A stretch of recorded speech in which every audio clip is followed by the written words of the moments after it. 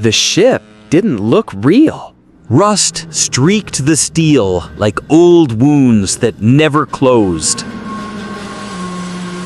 Cranes swung containers of guns, trucks, tanks into its belly, like it was hungry, and this was breakfast. Atlas Kane, and beside him, Jack Dune Reacher, Marlowe Bourne, both of them, bound for the same ship, the same fate. Jack read the manifest aloud.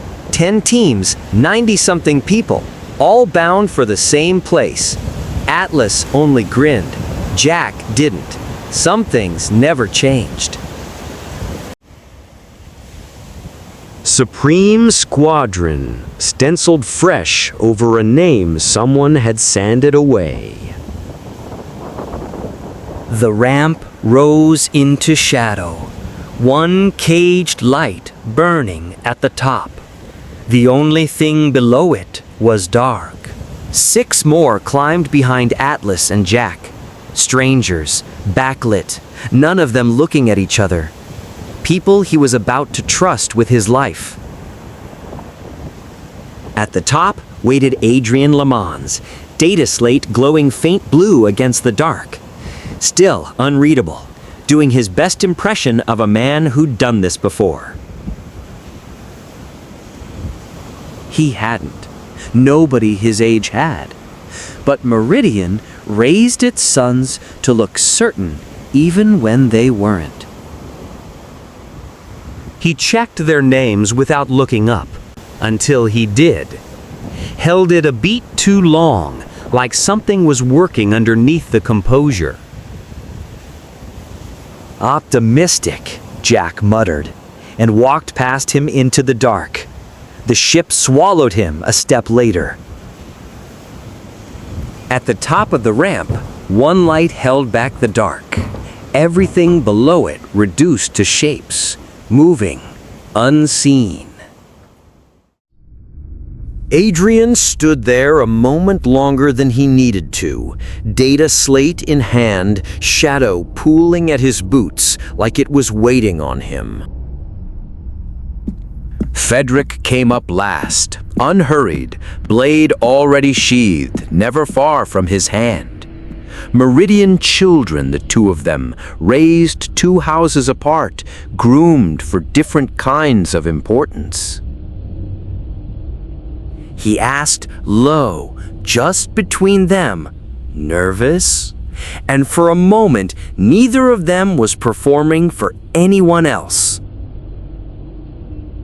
"No," Adrian said, terrified. "Don't tell anyone." The mouth said it light. The eyes didn't. Frederick almost smiled. Almost. And Adrian went back to the slate, letting the dark close back in around the one thing holding it off. Deck 3, steel bunks receding into low light, pipes pressing close overhead, warm fixtures fighting a cold hull. It felt lived in. It still felt sealed. Atlas stowed his gear half done. The warmth of the room not quite reaching him yet. Denny Okafor found him within the hour.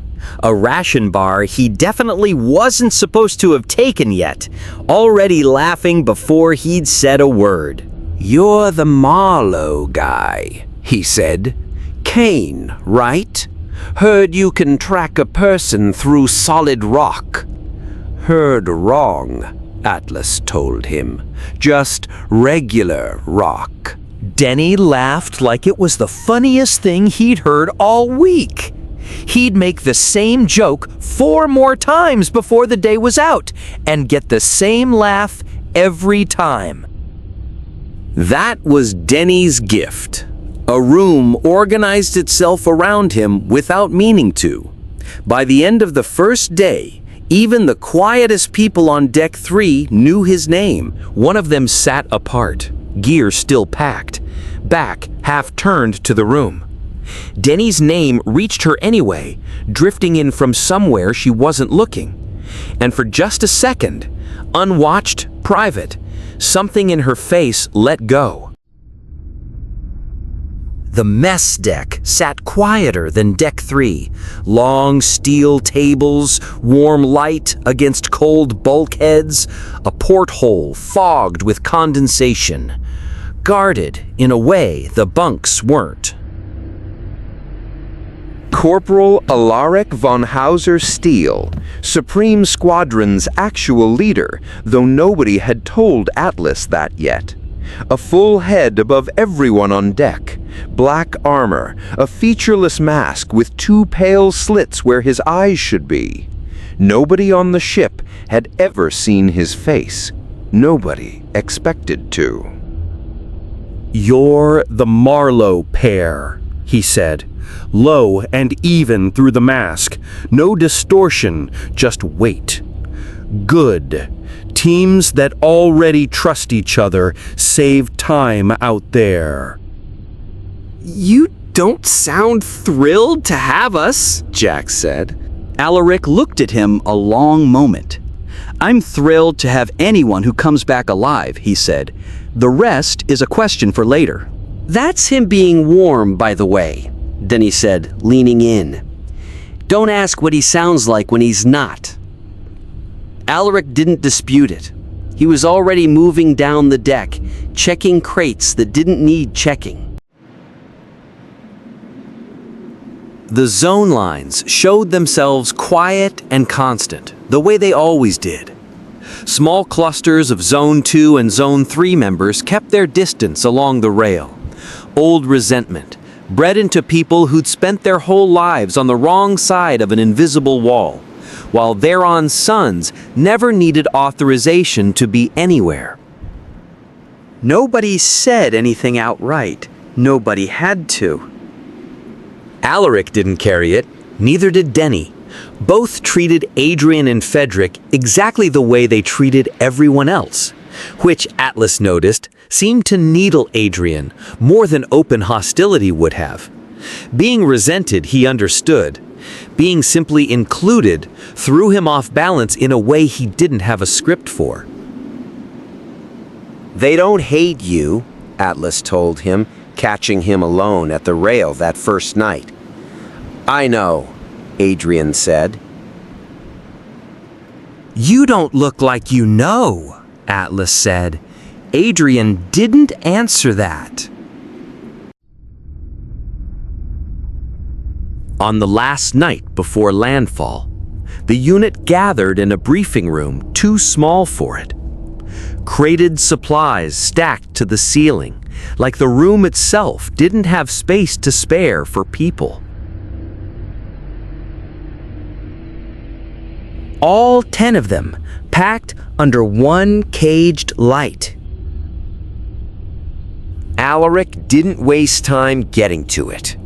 "Tomorrow we make port." A pause, long enough that nobody filled it.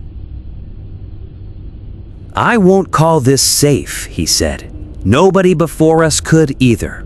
4 expeditions went out before this one. 4 came back short. The land out there doesn't behave the way it should.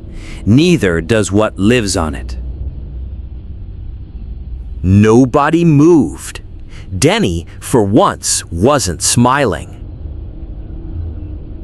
Alaric let the silence sit a moment longer. "But whatever we bring back, that's history now.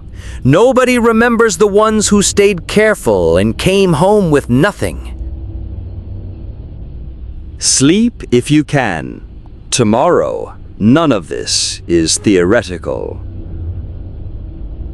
He turned and left, already done saying more than he needed to. The door closed on the room's silence. Morning came gray and quiet. The ship's wake ran slower now, calmer than the night before. Behind him, the ship's engines began to slow. Atlas stood at the rail as the coastline broke the horizon. Jagged, overgrown, wrong in ways he couldn't yet name. The ruined skyline of a city that used to have a name everyone knew.